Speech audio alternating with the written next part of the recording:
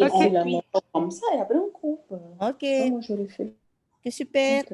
Eh bien, écoute, je vous souhaite la bienvenue à notre école du dimanche. C'est la dernière réunion de l'année sur le livre de Mormon.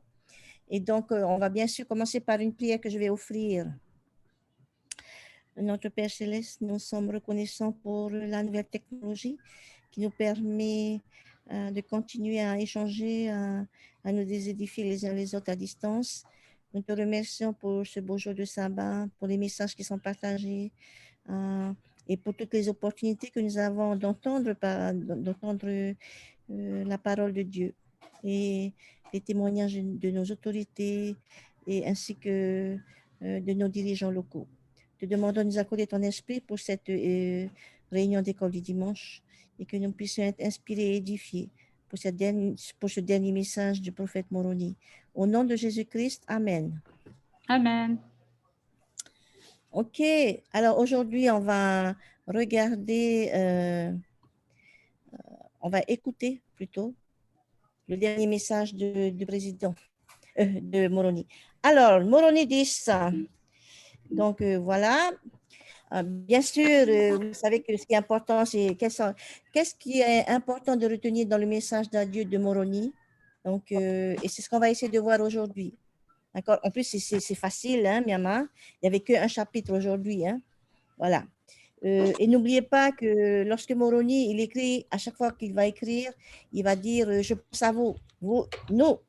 Ok, et il pense à nous, à tous ces membres des derniers jours, et son message était vraiment adressé à nous. D'accord.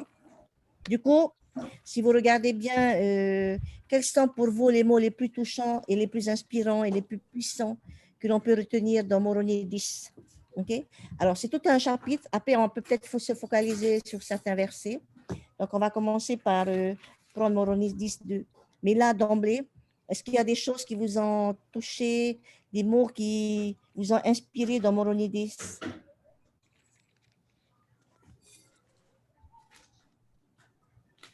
Le verset qu'on avait déjà vu la semaine dernière. Hein? Ah oui, Moroni 10, 3, 5. Voilà, mais Okay. bon, plus particulièrement le 4, quoi. Hein? D'accord, très bien. Merci pour ce partage, Hinano. S'il y en a d'autres qui veulent partager, ils peuvent le faire. Sinon, on va aller lire le Moroni 10, 2. Mais oui, c'est garlic, c'est de l'ail. Alors, c'est de l'ail, mère. Je lis le verset 10, 2.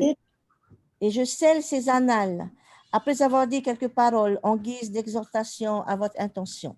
Alors, ce qui est intéressant, frères et sœurs, c'est que finalement, Moroni va nous donner son message de conclusion. Et souvent, un message de conclusion, c'est vraiment important. Son message, il a décidé qu'il va nous donner, il va nous enseigner par des exhortations. D'accord? Du coup, est-ce que vous avez vu les exhortations qu'il nous a faites? Bien sûr, hein? Elles sont hyper évidentes. On est d'accord. Mais pour aller vite, je vais vous donner des versets, voilà, et puis vous demander combien est-ce qu'il a donné d'exhortations Moroni dans son message d'adieu.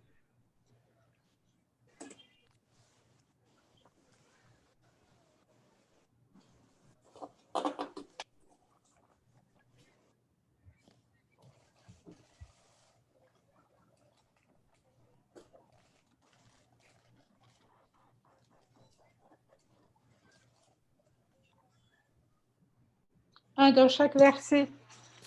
Voilà, donc on fait combien en tout? 8. Voilà, ok, c'était rapide. Hein? Et en fait, c'est un dans chaque verset. Alors, du coup, on va les regarder un par un. Et puis, ça va être l'exercice juste là pour l'introduction. Et après, on va se focaliser sur la fin de ces exhortations. Alors, quelles sont les exhortations? Le verset 3. Quelle est l'exhortation que Moroni nous fait dans Moroni 10, 3? Et on va faire ça et ainsi de suite. Se souvenir de la miséricorde de Dieu. OK? Et Okay, de super, méditer merci. ça dans notre cœur. Très bien. Voilà. OK.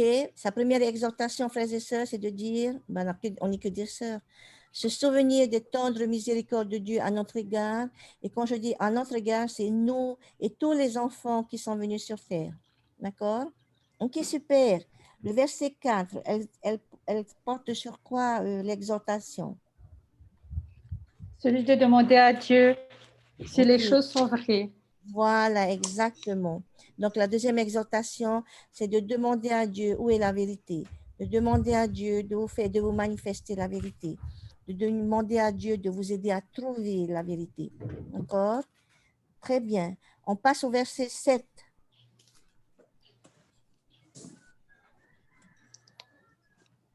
Ne pas nier le pouvoir de Dieu.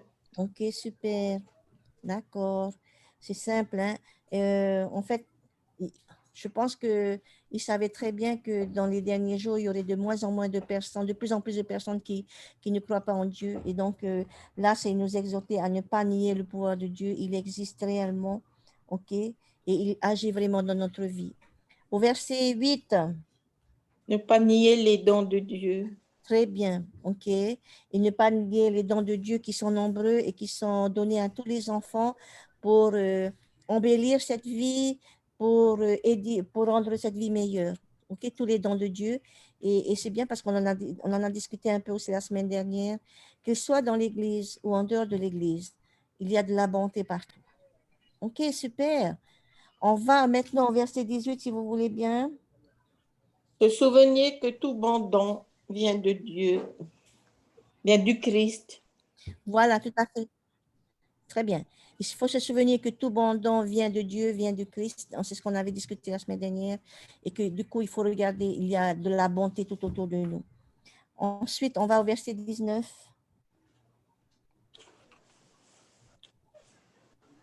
À se souvenir qu'il est inchangeable, il est Voilà, impartial, il est le même, il ne change voilà, pas.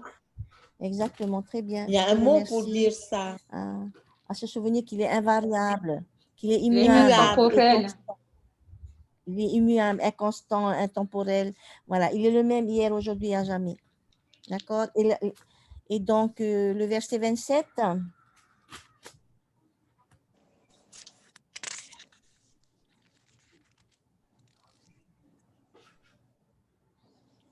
Ben, on doit garder en mémoire, se souvenir de tout cela. De tous les enseignements exactement, et notamment se souvenir des enseignements du livre de Mormon, parce qu'il dit, voilà, il y a tout ça, et je vous exhorte à vous souvenir de ces choses-là, d'accord?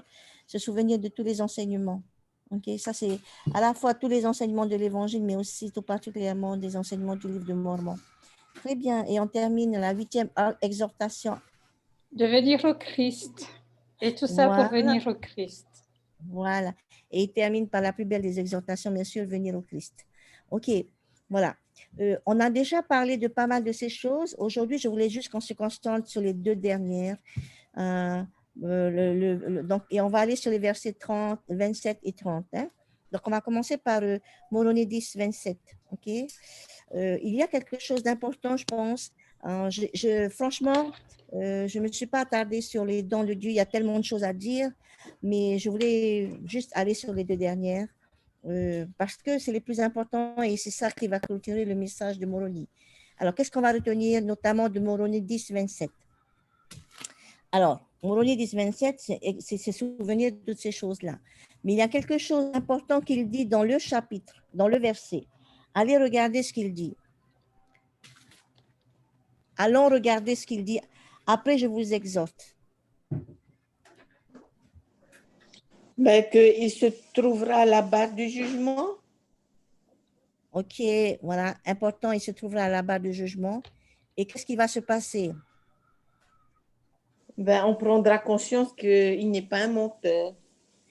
Très bien, très bien. En fait, et ça c'est important, frères et sœurs, dans ce verset-là, Moroni il est en train de nous dévoiler une troisième manière de recevoir la vérité.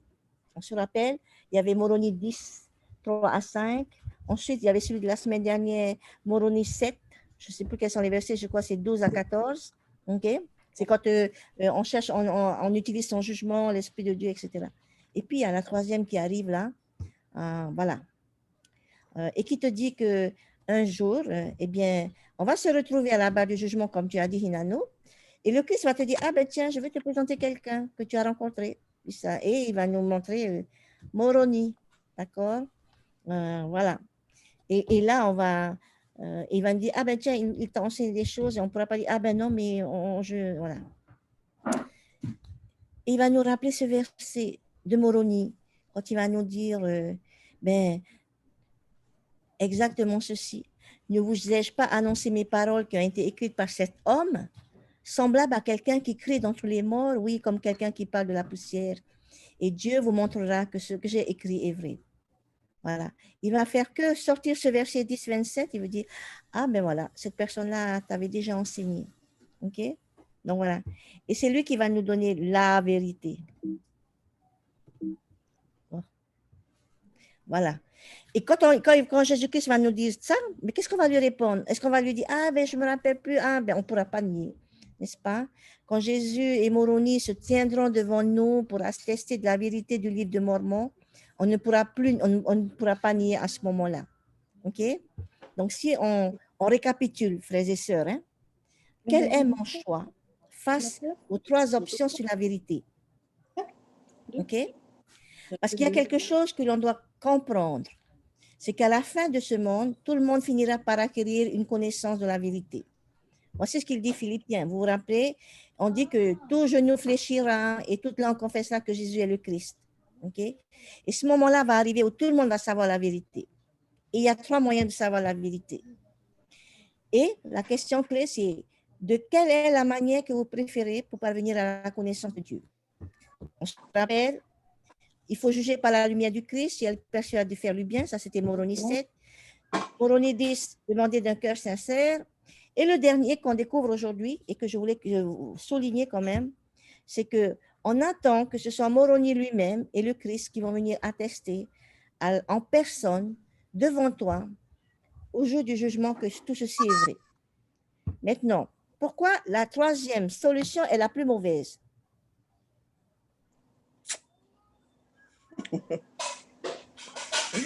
Ça veut dire qu'on n'aura rien fait, on n'aura pas cherché. Ah, ben oui. Moi, je dirais plus que c'est celui qui... c'est ce qui nous arrive aussi dans tous les jours. Quand on nous demande quelque chose et on se dit non, non, non, je n'ai pas fait. Alors qu'on attend que les preuves, elles soient là. Ouais. Quand on amène les preuves de notre culpabilité ou de ce qu'on n'a pas bien fait. Ben oui. Et au lieu d'attendre ce moment fatidique, parce que c'est ce qui nous arrive, et je ne sais pas si c'est, je pourrais dire si c'est humain, mais c'est une attitude humaine de se dire « Ah non, le plus tard possible. » C'est toujours, chérie, c'est toujours pour le chargeur. Voilà. C'est toujours, on va attendre et tout le plus tard possible avant de se faire prendre.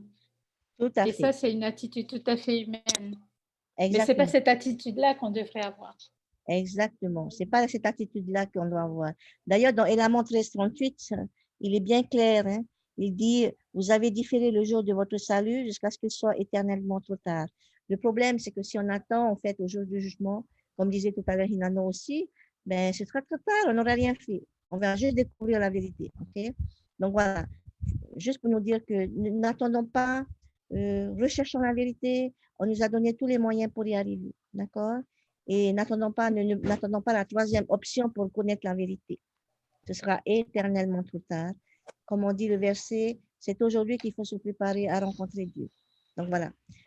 Voilà, je voulais aussi bien le notifier. Et c'est important que je vous le souligne parce que Moroni prend le temps après de nous dire, si tu ne cherches pas par toi-même, si tu ne cherches pas par ton jugement, etc., ben, on te le dira en face, c'est Jésus-Christ et ce sera trop tard. Donc, il prend quand même le temps de souligner cette 3e option que nous ne devons pas choisir. Et c'est pour ça que je voulais aussi vous le signaler. Oh là là. Maintenant, on va aller sur Moroni 10. Et je vais vous demander de prendre le verset. Si vous voulez bien. Là-bas. Est-ce que vous pouvez prendre Moroni 10, 30, 30 à 34 pendant que j'aille voir et que j'aille revoir? Apparemment, j'ai un petit problème d'animation. Non, je ne sais pas, il y a un problème d'animation. Non. 34, tu as dit, hein? Alors. 30 à 34. À 30 à 34. Oui, 30 à 34. Je suis en train de faire un truc là.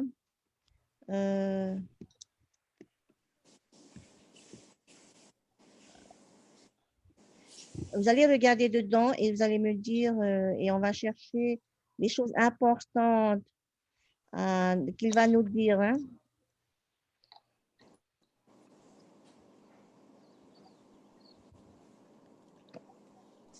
Je suis en train d'arriver.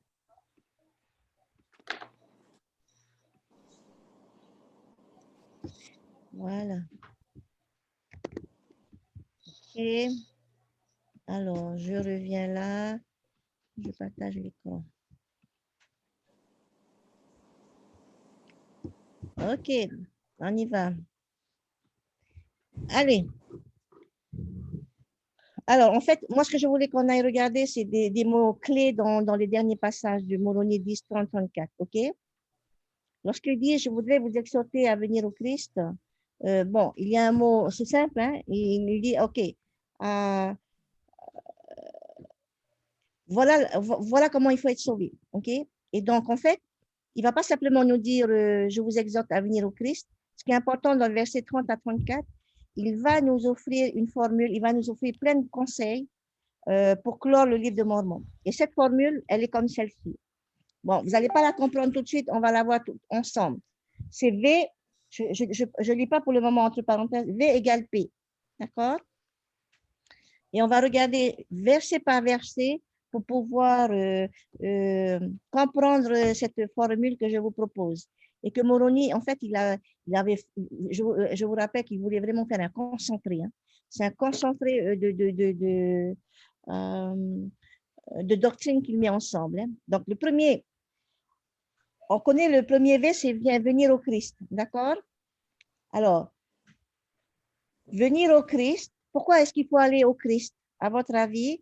Et on va regarder ça dans, petit à petit, le verset 30. Pourquoi est-ce que c'est important d'aller au Christ? À quoi ça sert d'aller au Christ? Venir au Christ, quel est l'équivalent de venir au Christ? Être sauvé. Très bien. Il y a un mot qu'il utilise qui est important, qui commence par P. Parfait. Parfait. Parfait, pour être rendu parfait. Oui, pardon. Je n'ai pas bien entendu. Exactement. D'accord? Voilà. Donc, en fait, la formule qu'il nous demande, il te dit, venir au Christ, c'est devenir parfait, c'est être rendu parfait. D'accord? Alors, on sait, hein, c'est la perfection, être rendu, soyez parfait tout comme moi ou votre Père Céleste, soyez donc rendu parfait. Des fois, on se dit, c'est un verset qui a été enseigné dans le Nouveau Testament, enseigné ici dans le livre de Mormon, et parfois c'est difficile à accepter parce qu'on se dit, boulala, mais jamais je vais devenir parfait, j'ai toujours des faiblesses. Okay? Et Moroni, ce qui est important d'ailleurs, c'est qu'il va nous aider à comprendre de quelle manière on peut devenir parfait, de quelle manière on peut venir au Christ. D'accord? Alors, du coup, on va aller regarder en fait les autres versets pour nous aider à comprendre quels sont les conseils que Moroni nous donne pour venir au Christ, pour pouvoir marcher vers la perfection. D'accord? Alors, on y va. D'après lui, d'après Moroni, comment est-ce qu'on arrive à la perfection? On a compris, il faut suivre l'exemple de Jésus-Christ. Voilà. Et puis, venir au Christ va me conduire à la perfection. Maintenant, pour être plus précis, allons-y sur les versets. Sur le verset 10, le verset 30, quelles sont les premières étapes qui sont signalées dans le verset 30, enseignées par Moroni? De laisser toute impiété, tout péché. OK. Dans le verset 30, alors on revient au verset 30, pardon. Les premières étapes, il te dit quelque chose d'important. Ah, pardon. De se saisir de tout ce qui est bon. Voilà, exactement. Il a dit ce qui est important, de tous les bons dons qu'on nous donne, d'accord? Ah, voilà. Et pour savoir quels sont les bons dons, on se réfère à la semaine dernière. Utiliser notre jugement la lumière du Christ et tout ce qui invite à faire le bien et à aimer et servir Dieu. Ok? Ensuite, dans le même verset, il dit, le verset 30, il dit à la fin du verset 30, Et de ne pas Ne toucher pas à ce qui est toucher. impur. voilà. Alors, c'est marrant parce qu'on a l'impression qu'il se répète. Mais il n'est pas en train de se répéter, frères et sœurs. Hein? Ce qu'il est en train de dire, c'est que je ne dois pas simplement faire le bien, mais je dois être activement occupé à refuser le mal, à refuser des activités qui ne sont pas édifiantes, à refuser d'aller dans des environnements qui ne sont pas sains, à refuser de lire un livre. OK? Des fois, il ne suffit pas de dire « Ah, j'ai choisi le bien ». Je vais illustrer ça. Des fois, ce n'est pas parce que je vais à la chapelle, que je prie, que je jeûne, que je fais tout ce qui est bien, que j'évite tous les mauvais dons. Ok, ça se peut que je jeûne, je vais à la chapelle, je prie, mais à côté de ça, je fais des choses qui ne sont pas bien. Vous voyez ce que je veux dire? Et là, Moroni, il insiste. Tu te saisis de tout bon nom et tu ne touches pas aux mauvais dons. D'accord? Voilà. Il n'est pas. Voilà. En fait, il est en train d'illustrer, de dire je ne peux pas servir 2 maîtres. D'accord? Voilà. C'était important. OK. On continue. On voit 10-31. Ah, j'aime bien 10-31. La première exhortation, là. Tout de suite, le 10-31. Quelle est une des actions à faire pour suivre le Christ, pour arriver à la perfection? Verset 31. C'est de ne pas rester passif. Oui, tout à fait. J'aime bien. Vous avez vu les verbes au début? Réveille-toi, Réveille-toi, lève-toi. lève-toi. J'aime bien. Ça veut dire qu'on dort. Hein?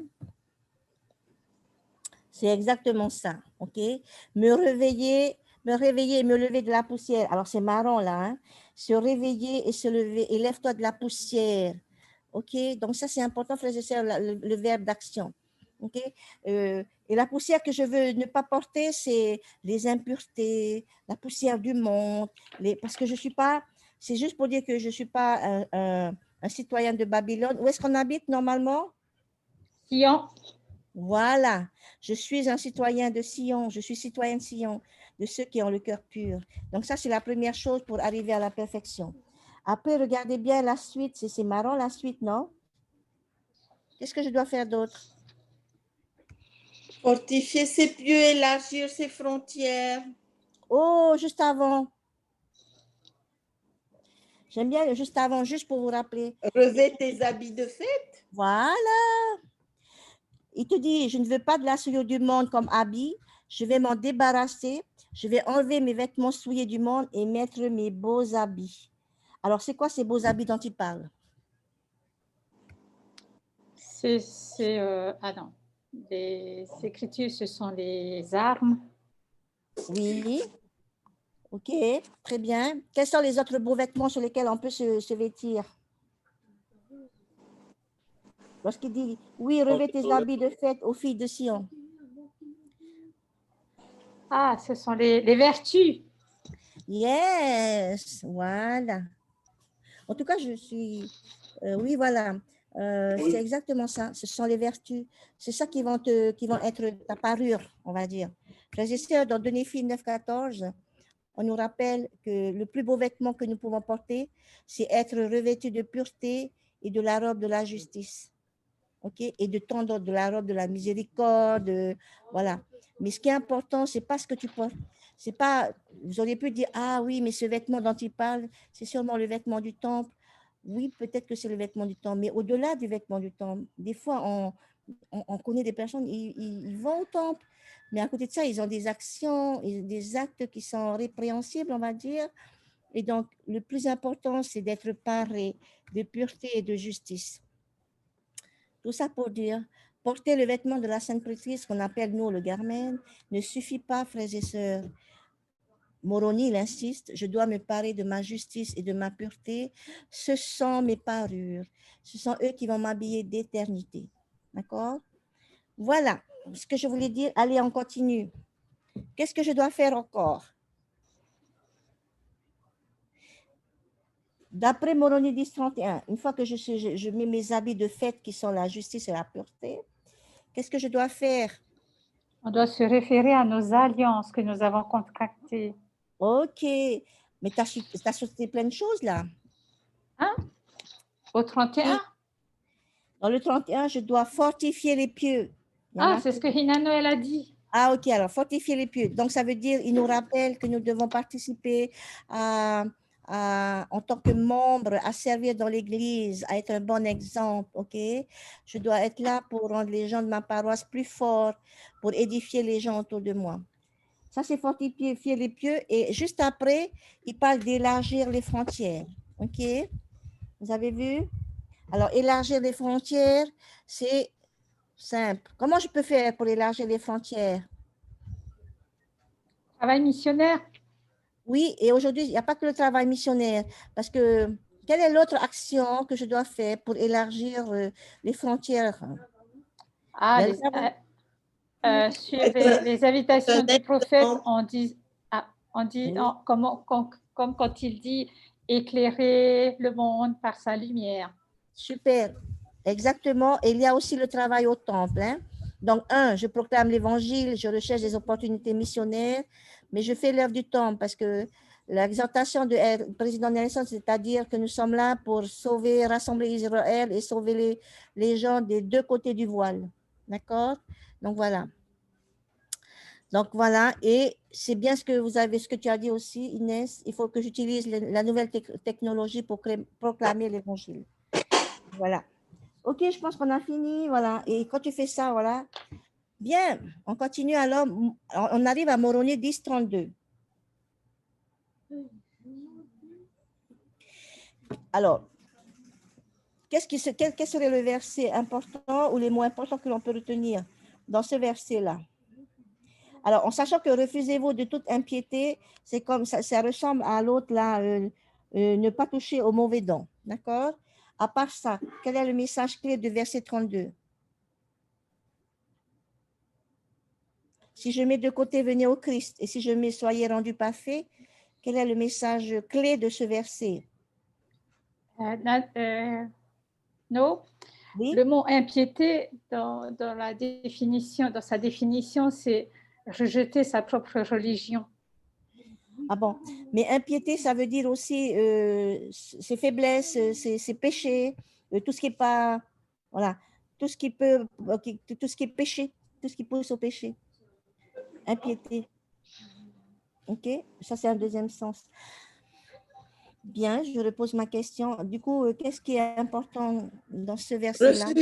Refuser toute impiété, tout ce qui nous empêcherait de venir au Christ, on doit abandonner.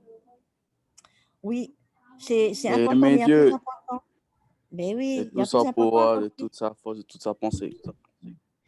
Le plus important de ce verset, à part venez au Christ et soyez rendus parfaits, c'est aimer Dieu de tout votre pouvoir, de toute votre pensée et de toute votre force.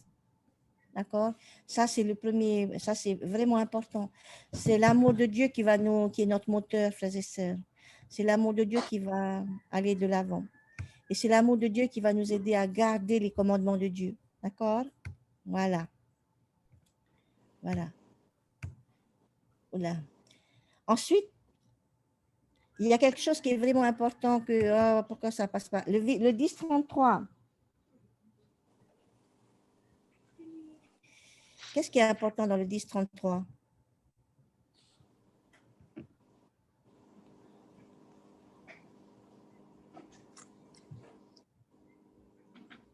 C'est dans le Christ que nous sommes parfaits. Ok, super. Frères et sœurs, en fait, je ne peux pas atteindre la perfection par ma seule action. D'accord? Et c'est pour ça que la perfection, elle ne peut être atteinte que par deux choses. Un, par la grâce de Dieu, et deux, par le sang du Christ qui a été versé lors de son expiation. Et c'est ce qu'il est en train de dire, en fait, dans le verset 33. OK? Alors, il dit, alors, si vous voulez être rendu parfait, alors vous êtes sanctifiés par le Christ, par la grâce de Dieu, grâce à l'effusion du sang du Christ qui est dans l'alliance du Père, pour le pardon de vos péchés. Voilà.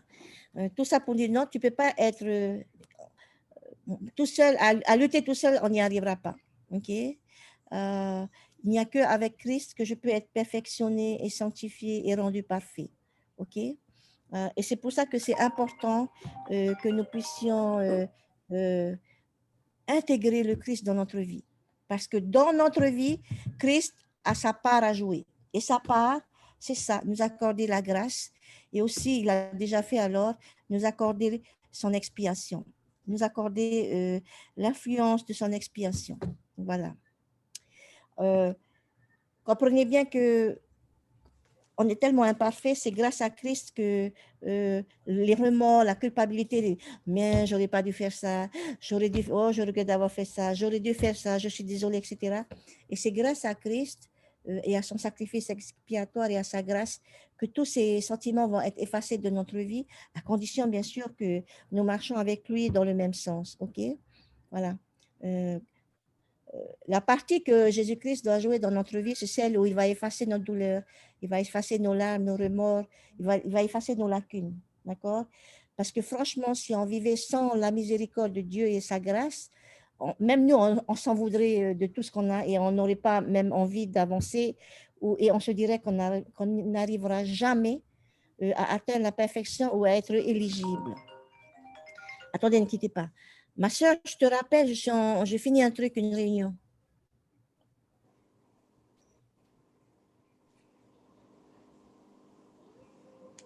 Ok, super, merci. Voilà, ok. Donc voilà pourquoi venir au Christ, avoir le Christ dans sa vie, c'est super important si je veux être perfectionné. Voilà. Et donc, frères et sœurs, la boucle est bouclée. Et je vous invite d'ailleurs à aller regarder ce que ça veut dire. SS, NPT. En fait, SS, c'est se saisir de toutes bonnes choses, ne pas toucher aux mauvais dents, etc. Et puis, dans le P, le G, c'est la grâce. Et le S, c'est le sang. Le sang du Christ versé pour nous. Donc, en fait, je voulais juste... vous avez vu comment elle est concentrée. Tout est concentré. Et c'est là que... je sais que Moroni il est inspiré de Dieu parce que avec le peu de temps et le peu de place qu'il avait, il nous a vraiment tout mis à plat. Il nous a vraiment tout concentré et là on a la plénitude du concentré de la plénitude de l'évangile. Et je vais terminer, frères et sœurs, par la conclusion de Moroni, c'est important. Et on va regarder d'ailleurs le verset 34, ok? Et ce qui est important, en fait, frères et sœurs, dans ce qu'il dit, Moroni, c'est que je suis sur terre pour devenir, become, devenir quelque chose, devenir quelqu'un. Okay? Et en fait, c'est le thème du livre de Mormon, mais aussi de tout l'évangile. Parce qu'il ne suffit pas de croire. Il ne suffit pas de dire je crois en Christ, je crois en Dieu, je crois à cet évangile, je suis dans la vraie église. Le plus important, c'est quel genre de personne est-ce que je deviens. D'accord? Et c'est ça le message. Devenir, c'est la pierre angulaire de notre progression. Si j'accumule simplement les connaissances et mon témoignage et que je ne deviens pas une autre personne, ça ne sert à rien. OK? Et donc, voilà. Et pour devenir, c'est la même formule que celle que j'ai parlé précédemment. OK? Et donc, et Moroni, dans son dernier verset, et c'est important, il nous dit, si tu fais ça, si tu appliques cette formule, tu vas, tout au long de ta vie, tu vas vivre une expérience que lui, il partage avec nous. Alors, quelle est l'expérience édifiante, glorieuse et tellement différente de Moroni? Alors, on va regarder le verset 34. De quoi il parle finalement dans ce verset 34?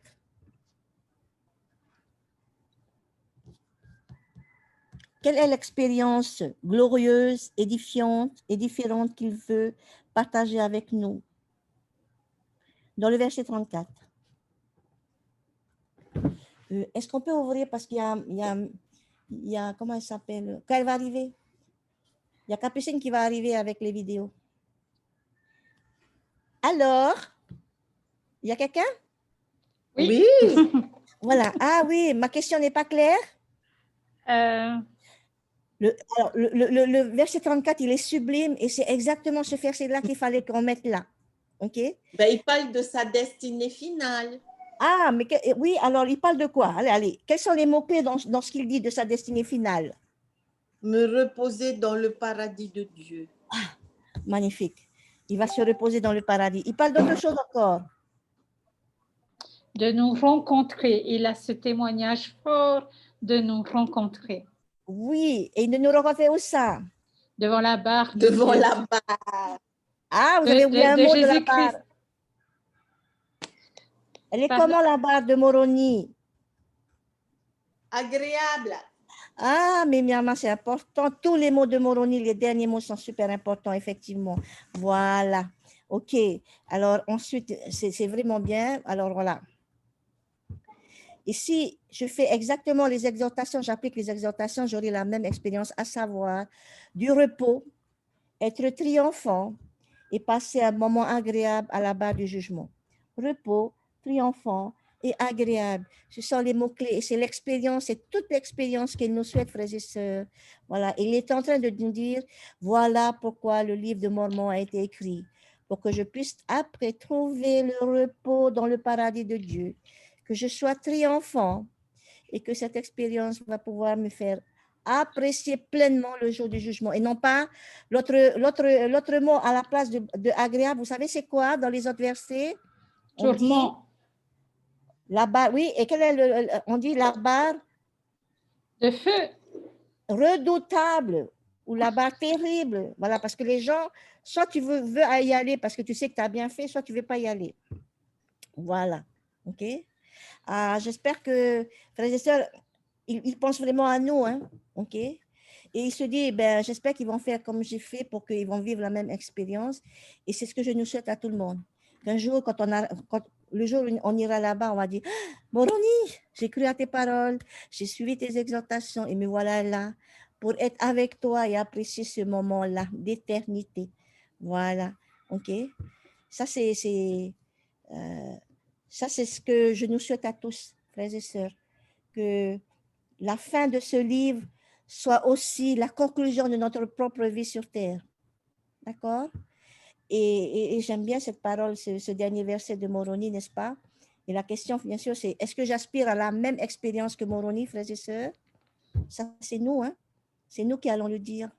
Okay? Est-ce qu'on veut ce bonheur? Est-ce qu'on veut ce repos? Et est-ce qu'on veut ce triomphe pour nous aussi? Aujourd'hui, c'est notre dernier jour avec d'études du livre de Mormon. Ça a été pour moi une aventure extraordinaire. J'ai découvert des nouvelles choses, des nouvelles façons d'être surtout, et justement une envie de devenir quelque chose d'autre. Okay? Et j'espère que vous tous, vous avez ressenti aussi cette chose que votre témoignage a grandi, que vous avez envie, que votre cœur a changé, que vous voulez vraiment être davantage comme lui. D'accord? Et la meilleure chose que vous puissiez faire, frères et sœurs, c'est de témoigner de la puissance de ce livre. Voilà une chose que vous pouvez faire. En reconnaissance à tous ces prophètes qui ont précédé. Voilà. Posez-vous bien les questions. Quel genre de personne suis-je devenue grâce à ce livre? Ok? Mon témoignage, est-ce que mon témoignage contient, est sûr que ce livre contient la plénitude de l'évangile? Moi, j'en ai un témoignage de plus en plus fort. On peut découvrir plein de choses chaque fois qu'on lit ce livre de Mormon. D'accord? Et la question à se poser, est-ce que ce livre m'incite et me passionne de faire le bien, d'aimer et de servir Dieu? D'accord? Voilà. Je voudrais témoigner que j'ai été inspirée par tous ces prophètes du livre de Mormon et qu'ils nous attendent aujourd'hui à la barre agréable de Dieu.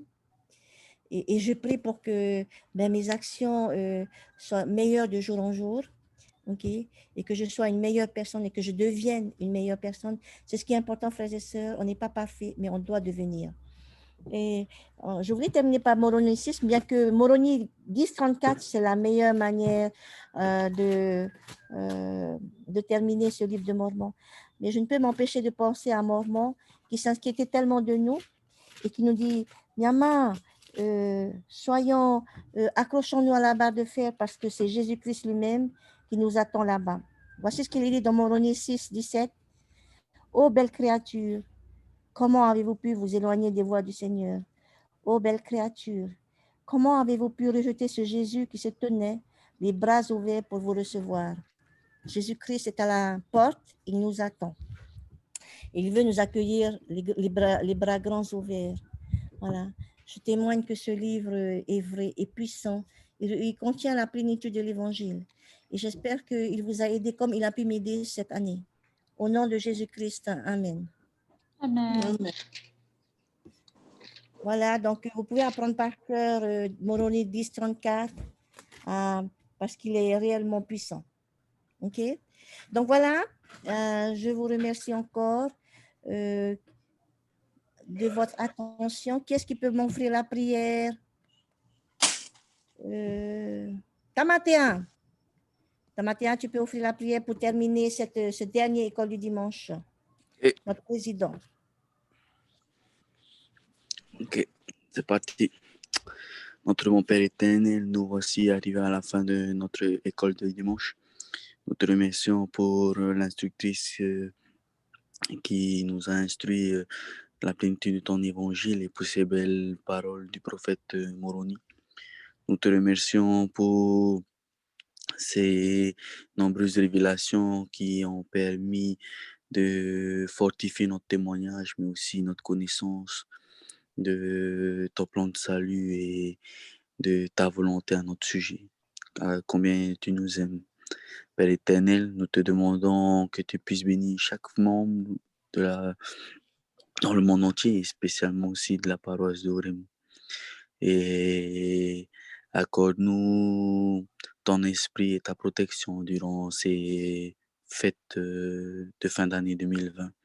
Et cela la pleine de son nom, Jésus-Christ. Amen. Amen. Amen.